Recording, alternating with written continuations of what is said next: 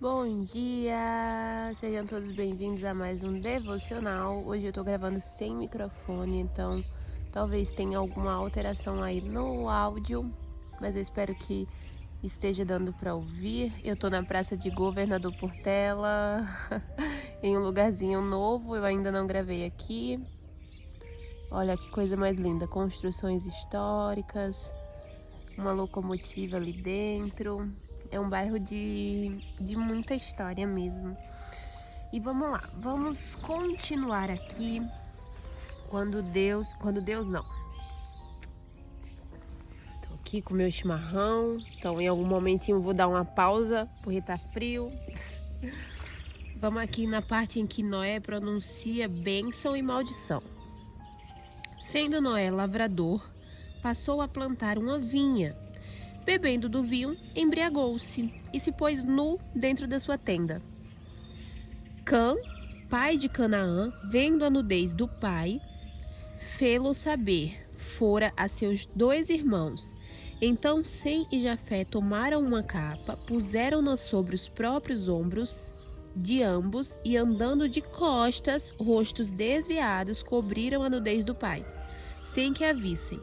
Despertando Noé de seu vinho, soube o que lhe fizera o filho mais moço, e disse: Maldito seja Canaã, seja servo dos servos a seus irmãos. E ajuntou: Bendito seja o Senhor, Deus de Sem, e Canaã lhe seja servo. Engrandeça Deus a Jafé, e habite ele nas tendas de Sem, e Canaã lhe seja servo. Noé, passado o dilúvio, viveu ainda 350 anos. Todos os dias de Noé foram 950 anos e morreu. Então vocês percebem que não existia limite de idade, né? As pessoas naquela época viviam por muitos anos. Olha isso, 950 anos. Eles viviam por muito tempo. Depois, aí eu acho que eu já li aqui para vocês no momento em que Deus definiu que a vida da Terra seria de no máximo 120 anos, né?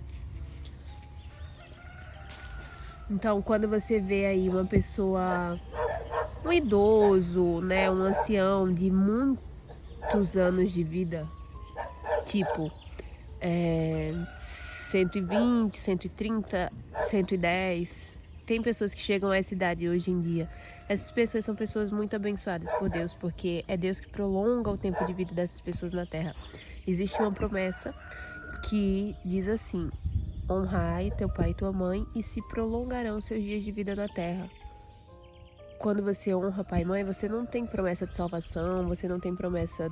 Não, a única promessa é que serão prolongados seus dias de vida na Terra quando você honra pai e mãe.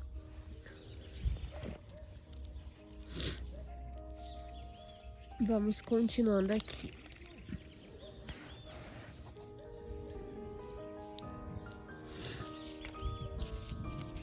Ainda em Gênesis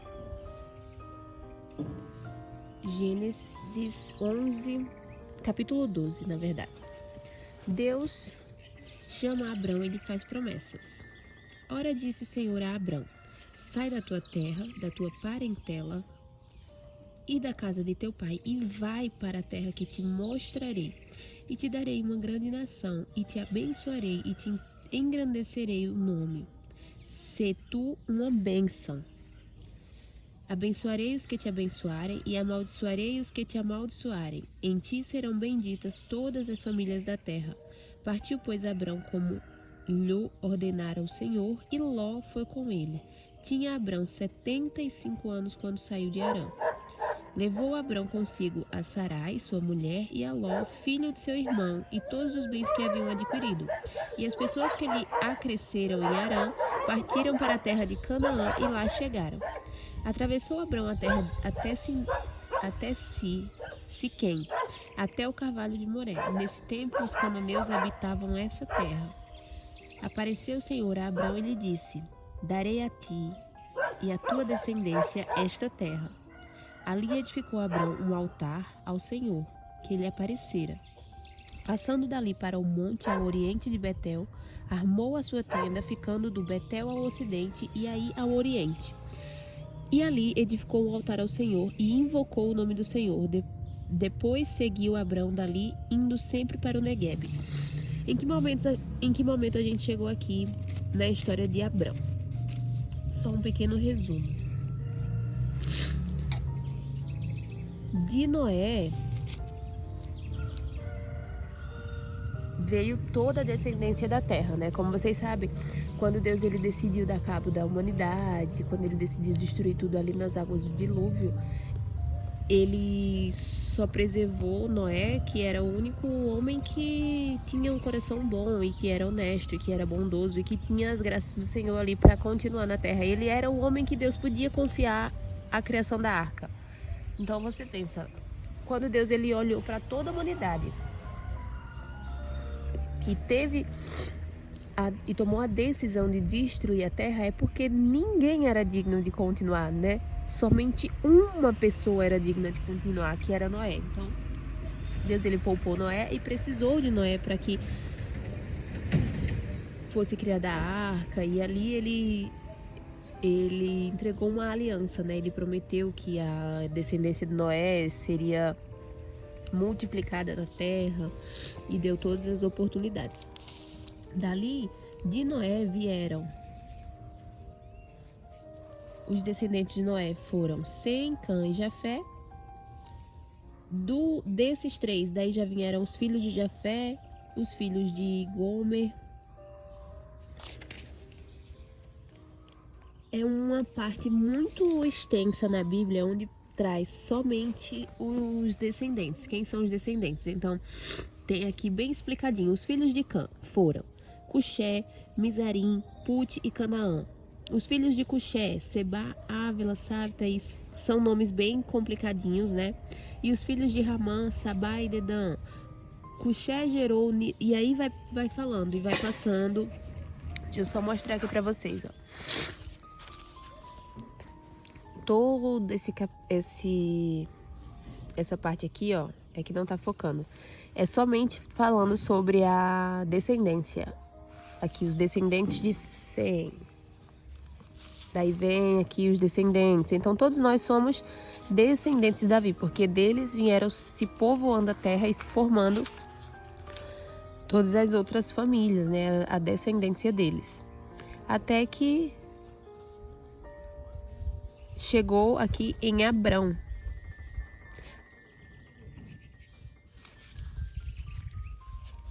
Deixa eu só concluir aqui.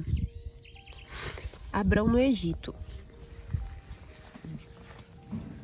Havia fome naquela terra. Desceu, pois, Abrão ao Egito para aí ficar, porquanto era grande a fome na terra. Quando se aproximava do Egito, quase ao entrar, disse a Sarai, sua mulher: Ora, bem sei que és mulher de formosa aparência. Os egípcios, quando te virem, vão dizer: é a mulher dele, e me matarão, deixando-te com vida.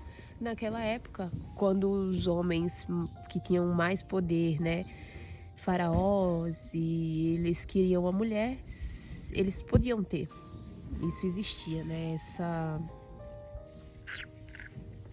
falta de respeito com as mulheres é uma coisa histórica. Vem de muitos anos e eles tomavam por mulher e era isso mesmo. Então, Abrão, sabendo que isso iria acontecer, combinou com Sarai que ela dissesse que ao invés de ser sua esposa, era sua irmã, para que me considerem por amor a ti e por tua causa me conservem a vida. Que aí dessa forma o faraó, os homens iriam agradar Abrão para conseguir casar com Sarai, ao invés de matá-lo porque ele era marido dela. Tendo Abrão entrado no Egito, viram os egípcios que a mulher era sobremaneira formosa. Viram-na os príncipes de Faraó e gabaram-na junto dele, e a mulher foi levada para a casa de Faraó. Exatamente como Abrão prevera, né? Me desculpa, gente, esse fungado no nariz. Isso vai acontecer todos os dias, porque eu acordo muito cedo, eu saio num frio do caramba e o meu nariz fica assim, então ignorem isso. Este, por causa dela, tratou bem a Abrão, o qual veio a ter ovelhas, bois, jumentos, escravos e escravas, jumentos e camelos. Olha só o tanto de coisa que Abrão recebeu só por ser irmão de Sarai, né? Por dizer que era irmão de Sarai. Porém o Senhor puniu Faraó e a sua casa com grandes pragas, por causa de Sarai, mulher de Abrão. Chamou, pois, Faraó a Abrão e lhe disse: Que é isso que me fizestes? Por que não me dissestes que era ela a tua mulher? E me disseste ser tua irmã. Por isso a tomei para ser minha mulher. Agora, pois, eis a tua mulher, toma e vai-te. E Faraó deu ordens aos seus homens a respeito dele, e acompanharam-no, a ele e a sua mulher, e a tudo que possuía. Então aqui Abrão, ele chegou, né, no Egito. Ele conheceu o Faraó. A mulher dele foi tomada pelo Faraó, foi possuída, mas depois, quando o Faraó descobriu, ele devolveu a mulher dele e pediu para que ele fosse embora com todas as coisas que ele tinha ganhado, as ovelhas, os gados, os jumentos, os escravos, as escravas e tudo mais. Daí amanhã nós vamos continuar aqui em Gênesis 13. Abrão e Ló separam-se. Ló era o filho do irmão de Abrão, era o sobrinho dele, se eu não me engano, tá? Eu vou conferir e eu confirmo para vocês amanhã. Então assim, vamos lá para reflexão do dia. Nós temos que ser sábios, né? Muito, muito sábios e muito cuidadosos com tudo que a gente vai fazer. Nós precisamos ser estratégicos. Não dá mais pra gente ir fazendo as coisas da forma que der na cabeça, sem pensar, sem ter um plano de ação, sem ter uma estratégia. Nós precisamos ser seres estratégicos, nós precisamos valorizar o nosso tempo na terra, nós precisamos valorizar essa dádiva que Deus nos entregou, que é a vida na terra. Então assim, nós não temos certeza praticamente de nada, vocês concordam? Não tem muita certeza de nada aqui na terra, a única certeza que a gente tem é a morte. E eu, no meu caso, por ter muita fé, eu tenho certeza da vida após a morte, eu tenho certeza do plano espiritual, eu tenho certeza do que a minha morada está sendo feita, né? E mesmo assim, com essa certeza, mesmo tendo essa segurança, eu preciso me policiar diariamente, eu preciso estar em comunhão com Deus todos os dias para ter essa segurança, porque é nisso que eu acredito, é isso que me move, a motivação é terminar bem, é terminar com Deus. A gente sabe que a vida aqui na Terra será de ali 90 anos, 100 se você honrar pai e mãe. E se você fizer todas as outras coisas, né? Se você se cuidar, se você praticar um exercício físico, tanta coisa, se você fizer o bem, se você cuidar do outro. Então, existe na Bíblia todo um manual de como viver e terminar bem. É incrível, né? Que uma coisa é um livro, cara, que foi deixado. É um manual de vida, sabe? Um manual de vida em Deus. Lendo a Bíblia, a gente consegue resposta para absolutamente tudo. E eu não vou me cansar de dizer isso. Lendo a Bíblia, a gente consegue resposta para absolutamente tudo, sabendo ler e interpretar, né? É uma leitura bem delicada, é uma leitura de sobremodo difícil, tem palavras bem difíceis, pouco conhecidas, pouco usadas no nosso vocabulário, mas vale o esforço. E peço para que quem está acompanhando que continue. É uma forma mais leve de ler a Bíblia, eu tento passar de uma forma bem mais simples, com palavras mais facilitadoras. Então quem está aqui me acompanhando, continua, se estiver gostando. Quem não sabe ler, ouve, presta atenção, que dá para entender perfeitamente. É uma leiturazinha complicada, mas com os exemplos, né, com a aplicação ali em exemplos que eu trago a cada leitura, fica fácil. Eu tento facilitar a vida de vocês para que todos tenham acesso as escrituras sagradas, porque é a resposta para tudo. Então, assim, nós precisamos ser estratégicos, nós precisamos ter um norte, nós precisamos seguir algo, nós precisamos estar de acordo com algo, estar debaixo de um princípio. E esse princípio, se você precisar escolher alguma coisa para seguir, siga a Deus. Siga os princípios, siga as coisas que já deram certo, os exemplos da Bíblia. A história mais famosa da humanidade. Quem é, tipo assim, o homem mais famoso da história? O que é famoso até hoje é Jesus Cristo. E é por que ele é tão famoso? Porque tudo que ele fez na Terra deu certo. Então, ele é alguém para ser seguido, sabe? Ele é um exemplo a ser seguido. Ele deu certo. Ele passou por todas as adversidades, né? Ele passou por todas as dificuldades. Ele morreu na cruz, cara. Ele morreu na cruz. E mesmo quando Jesus estava quase morrendo, e a gente vai chegar lá nessa parte, né? A Bíblia é extensa e vamos ter aí o tempo do mundo todo para chegar nessa parte. Mesmo Jesus na cruz, ele não queria morrer. Ele pediu para que Deus, se possível, afastasse dele aquele cálice. Mas era o propósito dele na Terra, era a missão dele na Terra, ele tinha vindo para isso. Então, qual é que é o nosso propósito? Você sabe o seu propósito? Eu acho que para você ser estratégico, para você ter um nível de tomada de decisão assertivo, você precisa saber qual é o seu propósito, você precisa se conhecer. Você precisa entender o que é que Deus quer de você. Tem gente que vive a vida inteira sem saber o que é que Deus espera dessa pessoa. Como é que consegue? Então eu acho que assim, tá na hora de nós despertarmos para isso, sabe? Tá na hora da gente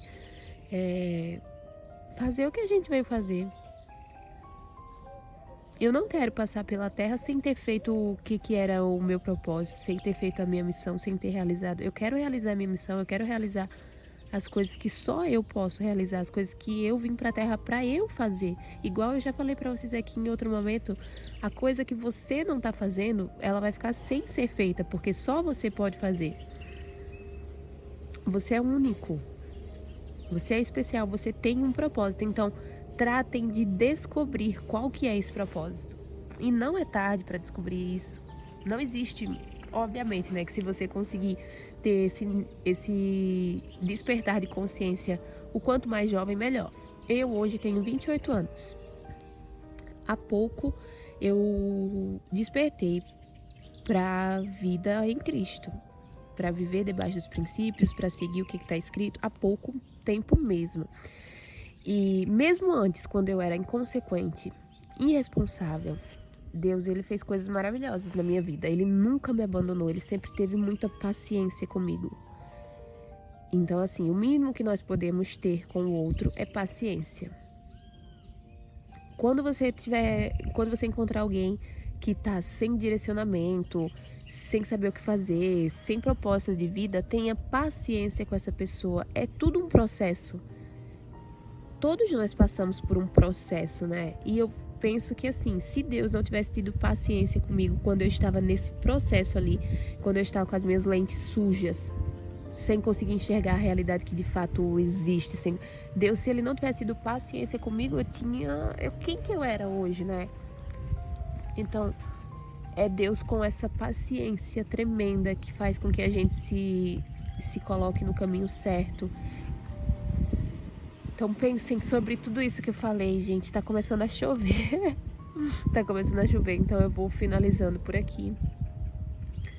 Espero que vocês estejam gostando. Não sei como que ficou o áudio hoje. Vou mostrar um pouquinho pra vocês ao redor. Graças e bênçãos se renovam a cada manhã. Eu sou feliz fazendo isso. Um beijo e até amanhã.